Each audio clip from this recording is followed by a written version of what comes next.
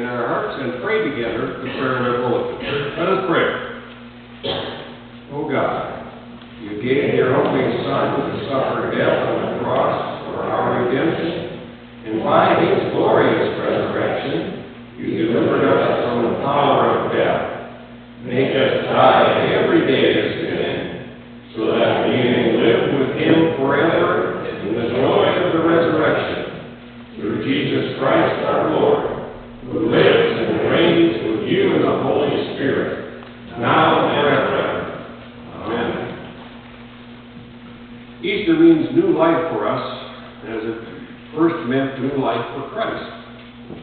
His resurrection reshaped the entire focus and motivation for our lives, since we are now hidden with the risen Christ in God. A reading from Colossians, the 3rd chapter, verses 1 through 4. So if you have been raised with Christ, seek the things that are above, where Christ is, seated at the right hand of God. Set your mind on things that are above, not on things that are on earth, for you have died, and your life is hidden with Christ in God. When Christ, who is your life, is revealed, then you also will be revealed with him in glory. The word of the Lord. Thanks be to God. Sorrow gives way to fear and great joy when two women are sent by an angel to proclaim the good news. Jesus is risen. The Holy Gospel according to Matthew, the 28th chapter, beginning with the 1st verse. Glory to you, O Lord. After the Sabbath, as the first day of the week was dawning, Mary Magdalene and the other Mary went to see the tomb. And suddenly there was a great earthquake, for an of the Lord descending from heaven came and rolled back the stone and sat on it. His appearance was like lightning and his clothing white as snow. For fear of him, the guards shook and became like dead men. But the angel said to the women, "Do not be afraid.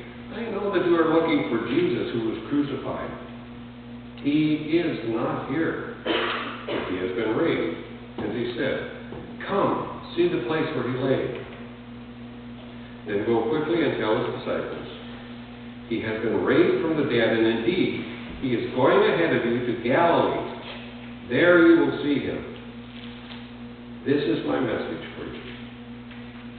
So they left the tomb quickly with fear and great joy, and ran to tell his disciples.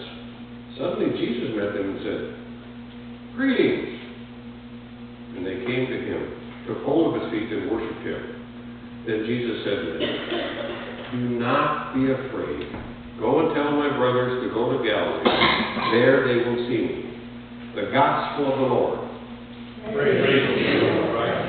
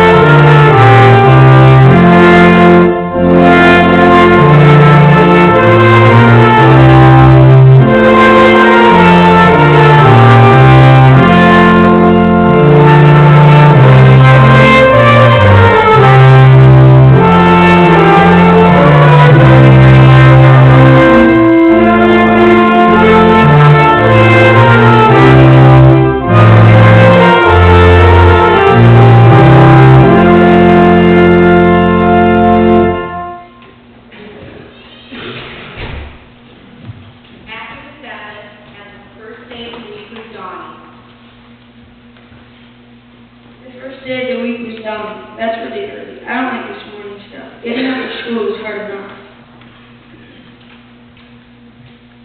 Well, what about the Sabbath? Wasn't the Sabbath on the seventh day of the week, the last day of the week? What's this first day of the week stuff? Isn't that Monday? No, the first day of the week is Sunday. Monday is the first work day of the week. Why are they counting on the first day of the week? Isn't the Sabbath day of rest? My grandparents have always told me we are to rest on the first day of the week. Why are these women doing out on the day of the rest? Jesus' time, they weren't even supposed to walk anywhere on the day of rest. You guys are all messed up. First of all, Sabbath was Saturday, and it was a day of rest. But they could work on the first day of the week. That was Sunday, kind of like our Monday. Then why did Eddie's grandparents say that nobody should work on the day of Sunday? Because Sunday became the Sabbath for us Christians.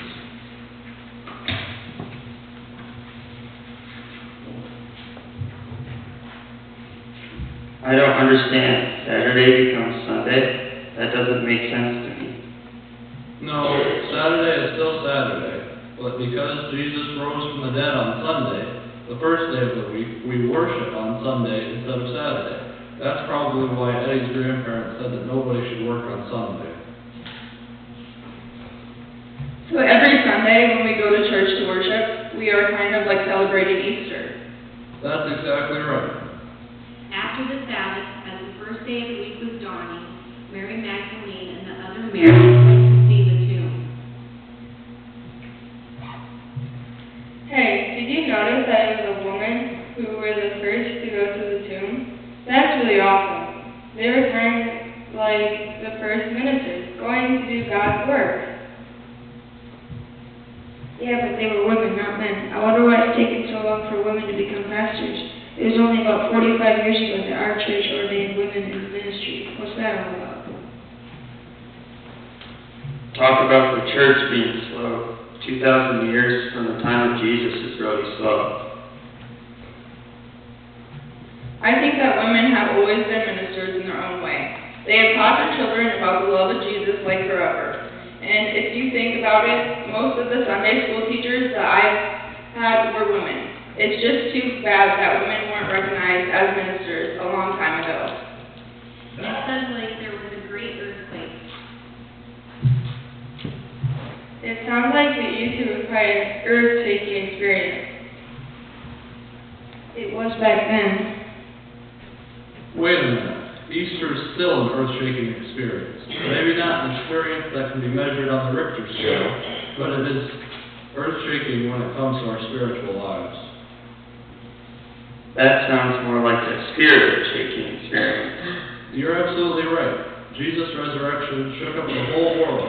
People are not supposed to be raised from the dead. People weren't raised from the dead, especially after being dead for 3 days like Jesus was, and no one else had ever been raised from the dead permanently. Man, I would think that by then his body would have started to rot and stink. Phew. What's more important was that Jesus' resurrection was spirit-shaking, and the fact that it was proof that Jesus was the Son of God, just like he said that he was. Easter is what separates Christians from the rest of the world. No other religion believes that God walked with us on this earth as a human being, suffered and died for our sins, and finally was raised from the dead and will come back to the earth again. Wow, that's a lot to wrap my brain around. Hang on, there's a whole lot more. And suddenly there was a great earthquake, for an angel of the Lord descended from heaven, came and rolled back the stone and sat on it. His appearance was like lightning, and his clothes white as snow. For fear of him, the guards shook and became like dead men. You've got to be kidding. Earthquakes, and now there's angels? This is even better than the Harry Potter stories. Angels seem kind of spooky to me. His appearance was like lightning, and his clothes white as snow. What or who are angels anyway? They are God's messengers that do God's work. Did you notice that this angel rolled back the stone? God wanted everybody to know that his son Jesus had been raised from the dead. That couldn't happen unless the big stone was rolled away. Angels may be God's messengers, but I still think that they're spooky. If I saw an angel, I would be scared to death. Angels can be very scary. Notice what happened to the Roman guards? Now these guys were supposed to be tough characters, but they were so scared that they shook and became like dead men. I suppose that they fainted from fear. This is pretty scary stuff. I think I'd have passed out too. Besides angels scaring tough guys so much that they faint, angels also speak for God. But an angel said to the women, "Do not be afraid. I know that you are looking for Jesus who was crucified. He He is not here, for he has been raised, and he said, Come, see the place where he lay.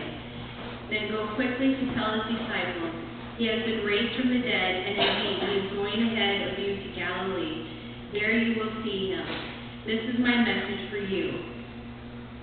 Notice how the angel begins to speak to the faithful women. Do not be afraid, the angel says. God doesn't want us to be afraid of him.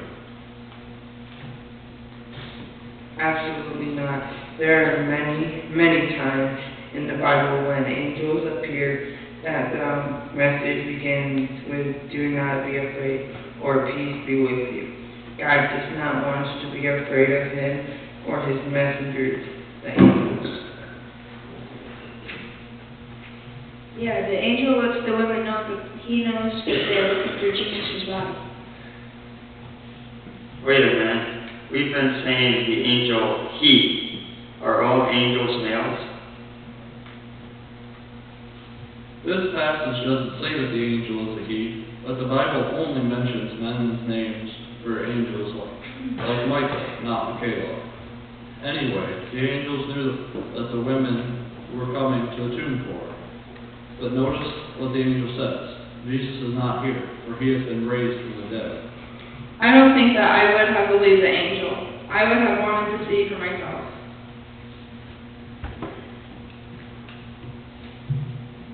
That's exactly what the angel told the women to do. Come, see the place where Jesus' dead body lay. See how he's not there any longer. God always wants us to see and experience his miracles for ourselves. That would have freaked me out. 3 days ago, Jesus was killed on the cross, dead and buried, now he's alive. I would have wanted to see that myself for sure. You're right, this is better than Harry Potter. Harry Potter is just a made-up story, but this is for real.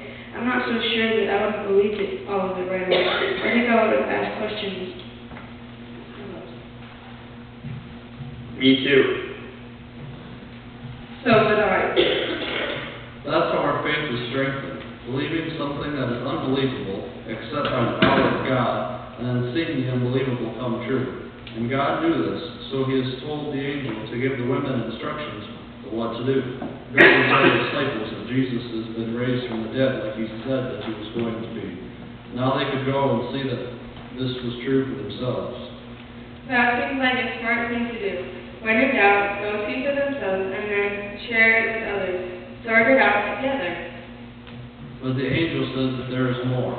Not only has Jesus been raised from the dead, he has gone ahead of them to the old stomping grounds where everybody used to hang out together. Jesus is always a step ahead of those who believe in him, preparing the way. So they left the tomb quickly with fear and great joy, and ran to tell his disciples. Hey, the angels told them not to be afraid. If they left the tomb quickly with fear, what's that all about? Just because we're told not to be afraid doesn't mean that not being afraid happens right away. It takes time. I noticed that they left the tomb quickly. They were obeying the angel's word. Faith is obeying. These were women of faith, and their feet obeyed. But it took a bit longer for their emotions to catch up with them. They went quickly, but were still afraid. But Jesus is always with his people. I guess that is why they left with fear and joy. That's what I would call mixed emotions.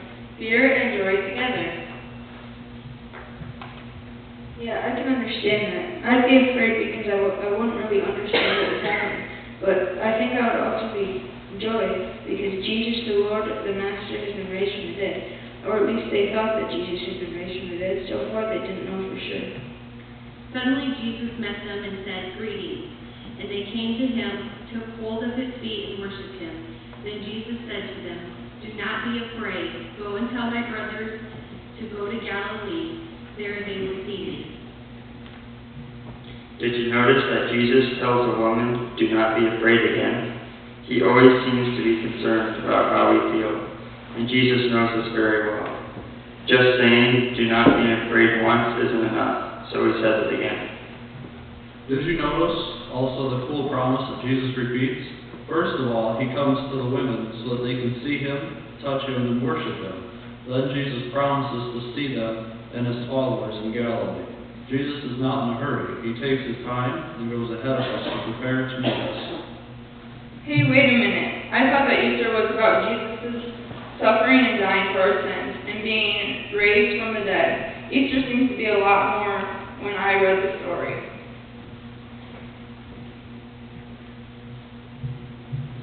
Yeah, and it's also about God sending messengers to us, and God being with us when we are afraid. And God directing where we go in our lives and telling us not to be afraid as many times as we need to hear it. It's also about Jesus understanding who we are as human beings.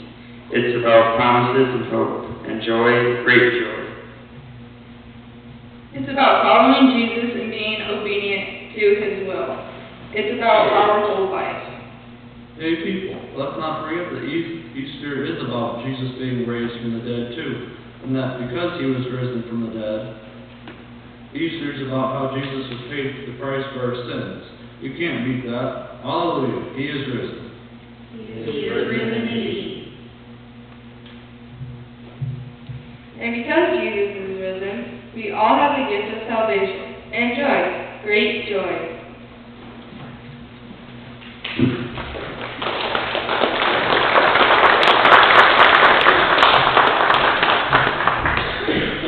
Please notice the song that we're going to be singing.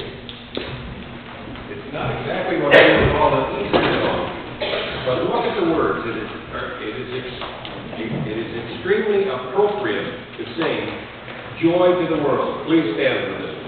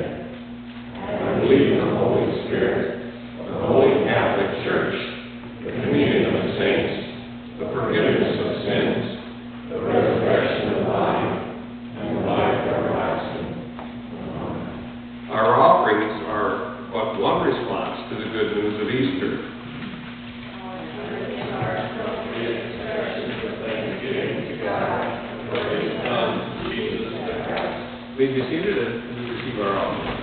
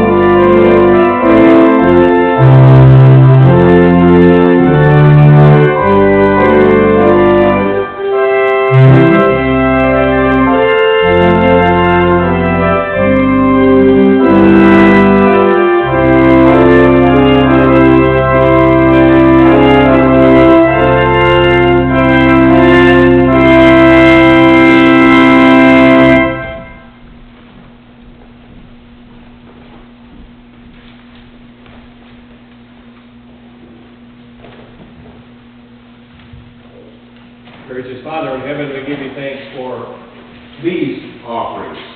But we also give you thanks especially for your Son, who offered himself for us. Now in return, we offer our lives to you, that we may serve you until we come into your glory. Let us join together in praying the Lord's Prayer. Our Father, who art in heaven, hallowed be thy name. Thy kingdom come. Thy will be done, on earth as it is in heaven. Give us this day our daily bread, and forgive us our trespasses, as we forgive those who trespass against us. And lead us not into temptation, but deliver us